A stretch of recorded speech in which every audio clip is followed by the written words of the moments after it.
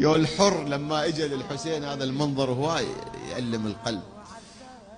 يا اخي الشجاع هذا العربي الشجاع اكو عنده يعني طقوس واعراف الحر يوم العاشر واحد من جماعته يشوفه يرجف، قال له انت ترجف؟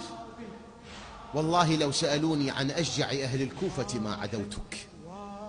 انت ترجف؟ 70 نفر قدامنا ترجف؟ قالوا لك انا ارجف من القتال من السيف، انا ما اخاف من السيف، انا ابن السيف. قال له ليش ترجف؟ قال له اخير نفسي بين الجنة والنار.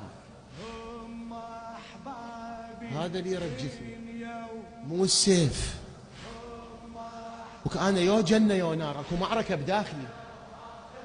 قال له وبعدين فاطلق عنان جواده باتجاه الجنة باتجاه الحسين. واجا السيد الشهداء هو وابنه وغلامه شو مسوي؟ تدرون شو مسوي؟ قالبا درعه. وهاي عد العرب والشجعان بها معنى، قالب درعه. بعد خال مصحف على راسه ومدنك بحيث وجهه ما يبين. السلام عليك أبا عبد الله. عليكم السلام. من المسلم علينا في اليوم الذي قل فيه ناصرنا وكثر فيه واترنا؟ الحسين قال له سيدي الذي جعجع بك وبنسائك، هذا المسلم عليك، اللي أرعب بنات رسول الله. قال له الحر ابن يزيد حسين. قال له نعم سيدي أبا عبد الله. قال له ليش مطرق برأسك وخال القرآن على راسك قالوا بدرعك؟ قال له طلبا للتوبة.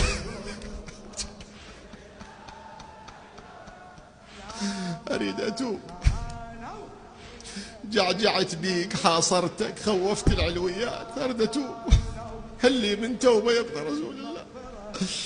حسين قال له يا حر إن تبت تاب الله عليك. قال له سيدي أبا عبد الله ممكن أطلب طلب ثاني؟ قال له نعم. قال له طلب الثاني أنا أول من جعجع بك أريد أول من يقتل بين يديك. أستحي أشوفك، عيني توقع بعينك ما أقدر، خليني أستشهد وأرتاح. حسين قال لك ذلك.